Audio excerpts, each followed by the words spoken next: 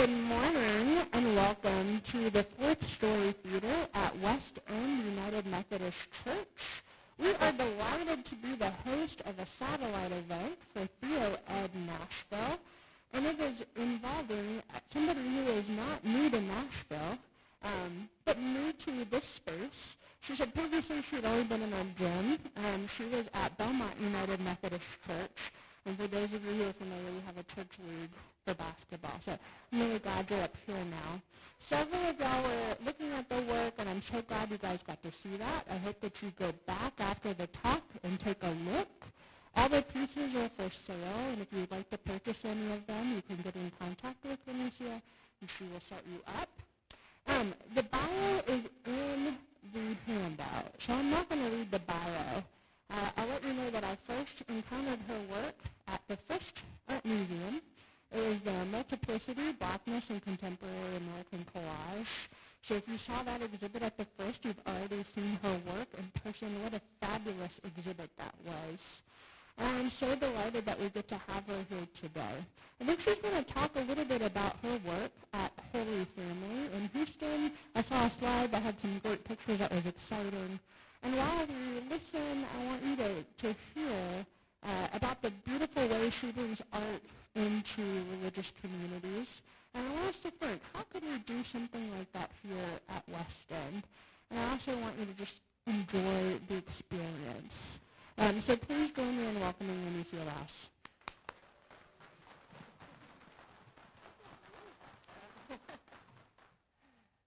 Good morning. It is truly an honor and a delight to be with you.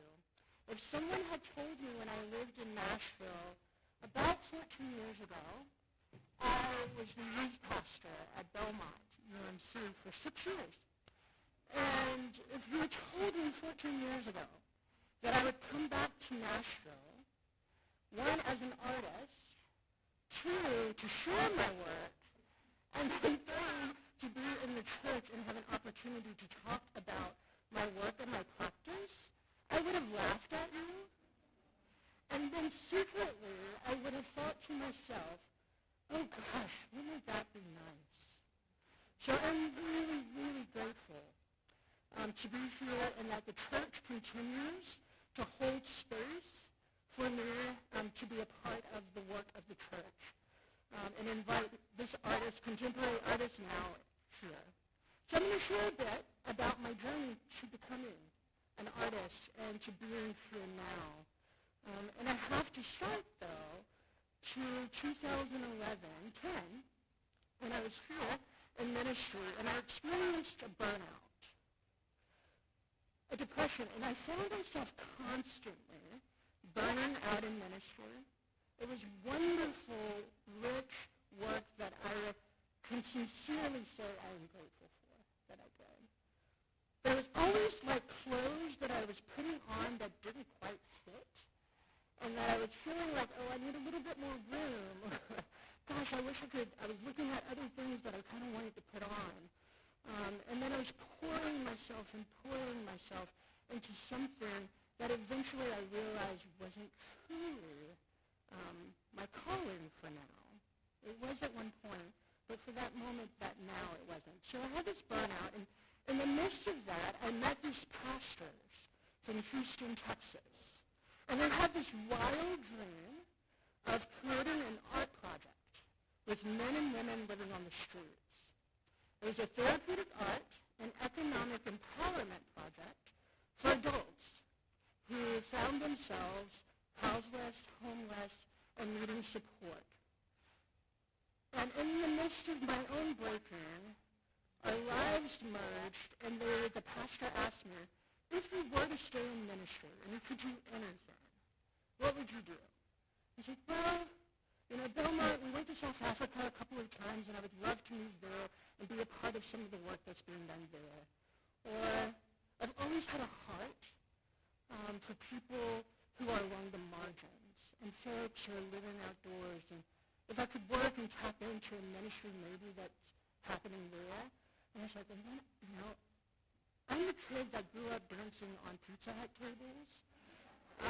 singing and acting, and I was the kid that got the C in the 7th grade, my first C in art class, and decided that I would not do art because of that, visual art that is. But I was like, I'm an artist, I believe, and maybe I would like to do something around photography. And so then the pastor said, well, I don't know about the South Africa bit.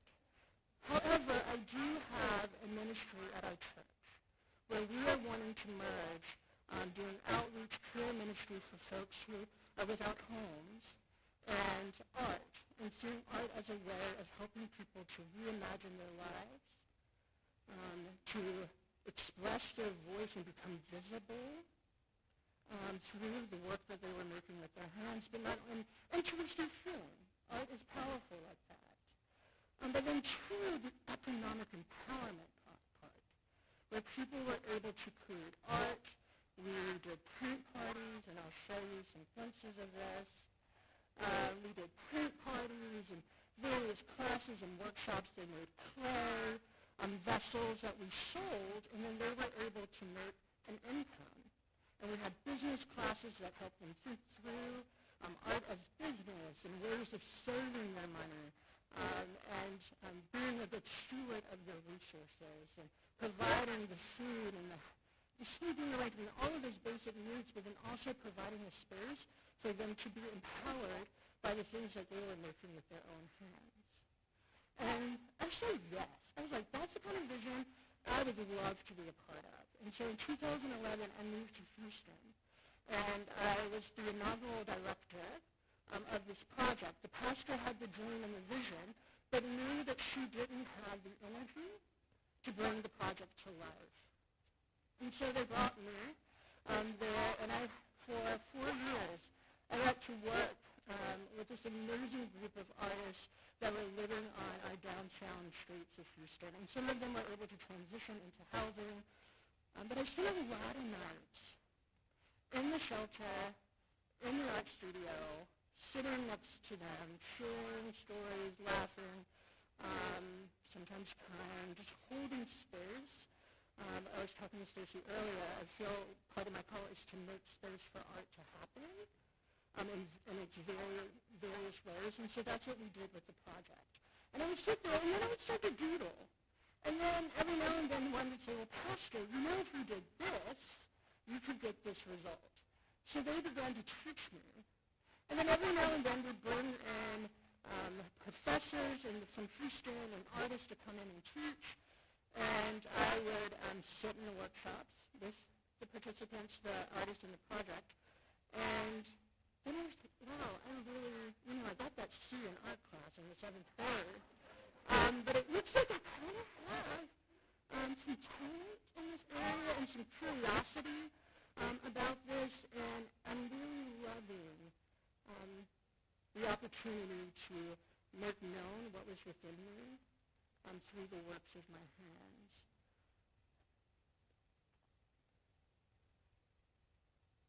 The art project also taught me that just as our bodies long for food and we thirst for water, our whole entire beings really long to create. Every day we're creating something. Whether it's the outfit that we decide to put on, the food that we decide to make to give ourselves nourishment. Some of you may be artists or musicians or writers. We are creating every day a life. As the day unfolds, you are creating. And I think we long for that agency and that power to do that. And then we also yearn to encounter beauty. Oftentimes, I think less now than when I first got into the art project. There's a lot of words around that basically said, like, art is a luxury. And every time we said, I was just always going to pause and go, what would this world be like if we didn't have movies or music? What would our lives be like without the radio playing our favorite songs? Or the opportunity to walk through a museum and just be brought to stillness by a painting, just awe and stillness. If we didn't have it, there would be something missing. And honestly, as creations of a creating God, it's part of our DNA to create things and offer it to the world. And so a life, it's not necessarily a luxury. I really truly see it as a need.